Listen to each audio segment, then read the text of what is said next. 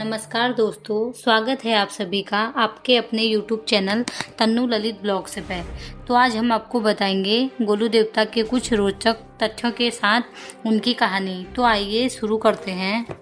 गोलू देवता का प्रसिद्ध मंदिर उत्तराखंड राज्य के अल्मोड़ा जिले के चितई नामक स्थान पर स्थित है। पूरे कुमाऊं क्षेत्र में गोलू देवता काफ़ी प्रसिद्ध हैं। प्रदेश में इनके कई सारे मंदिर स्थित हैं, जैसे चंपावत में, ताड़ीखेत, चमड़खाल, घोड़ाखाल इत्यादि कई जगहों पर इनके मंदिर स्थित हैं। तो हम आपको बता रहे हैं चितई मंदिर के बारे में। यह मंदिर अल्मोड़ा शहर से 10 किलोमीटर की दूरी पर स्थित है। मान्यता है कि इस मंदिर में जो भी व्यक्ति कोई मुराद लेकर आता है वह जरूर पूरी होती है। साथ ही कोई अगर न्याय की आस में यहाँ आता है तो गोलू देवता के दर्शन करके उसको जल्द ही न्याय की प्राप्ति होती है। एक पौराणिक मान्यता यह भी है कि चंद्र राजवंश के राजा बाज बहादुर के सेनापति का नाम गोलू देव था, जो कि अपनी वीरता के कारण प्रसिद्ध थे। किसी युद्ध में वीरगति पाने के बाद उनके सम्मान में ही अल्मोड़ा के चितई मंदिर की स्थापना की गई। तो आइए अब जानते हैं गोलू देवता की कहानी। गोलू देवता, जिन्हें न्याय का देवता भी कहा जाता है, गोलू देवता अपने न्यायप्रिय स्वभाव एवं सभी की कामनाएं पूर्ण करने के कारण विश्व प्रसिद्ध हैं। ऐसी लोक कथा है कि गोलू देवता कत्यूरी राजवंश के राजा झालूराई की इकलौती संतान थे। राजा झालूराई एक न्यायप्रिय, दयालु और तेजस्वी राजा थे। उनकी 7 रानियां थीं, परंतु एक भी संतान न थी। उनको अपना वंश आगे न बढ़ पाने पर डर था, जिस कारण वह काफी चिंतित रहते थे। एक दिन राजा एक ज्योतिष से मिले, जिसने राजा को भगवान भैरव की तपस्या करने को कहा। इसके बाद राजा ने घनघोर तपस्या कर भगवान भैरव को प्रसन्न किया। भगवान भैरव ने दर्शन देकर राजा के तपस्या का कारण पूछा।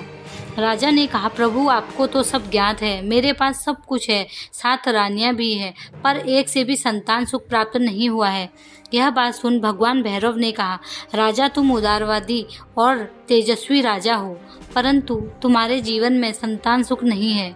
पर क्योंकि तुमने मुझे प्रसन्न कर संतान सुख का वरदान मांगा है, तो मैं तुम्हें निराश नहीं करूँगा। मैं स्वयं तुम्हारे घर पुत्र स्वरूप जन्म लूँगा, परंतु तुम्हें 8वां विवाह करना होगा। यह सुन राजा बहुत प्रसन्न हुए और भगवान भैरव से पूछा कि वह कौन सौभाग्यशाली स्त्री होगी जिसके गर्भ से आप जन्म लेंगे। इस प्रश्न भैरव ने कहा कि उचित समय आने पर तुम्हें स्वयं यह ज्ञात हो जाएगा कि तुम्हारी 8वीं रानी कौन होगी। कई दिन बीत गए, पर राजा को वह स्त्री नहीं मिली जिससे वह विवाह कर सके। एक दिन राजा शिकार पर गए हुए थे। पूरे दिन शिकार के पश्चात उन्हें प्यास लगी तो सेवकों से पानी मांगा, पर पानी खत्म हो चुका था। इसीलिए सेवक पानी की तलाश में निकल गए और काफ़ी देर तक न लौटे। तो राजा उनकी तलाश में एक तालाब के किनारे पहुँचे, जहाँ उनके सिपाही मूर्छित पड़े थे।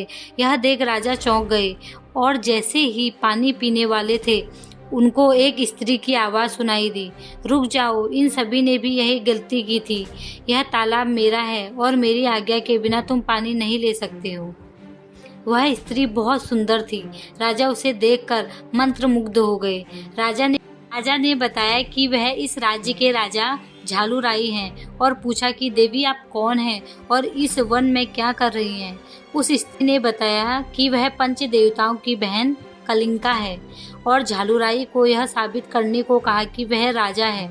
इस पर झालूराई ने कहा कि आप ही बताएं देवी, मैं आपको अपने राजा होने का क्या प्रमाण दूं। स्त्री ने पास में ही आपस में लड़ते हुए 2 भैंसों को देखा और कहा कि आप इनको अलग कर सके तो मैं मान जाऊंगी कि आप ही राजा झालूराई हैं। राजा ने काफ़ी प्रयास किए पर सफल न हो सके।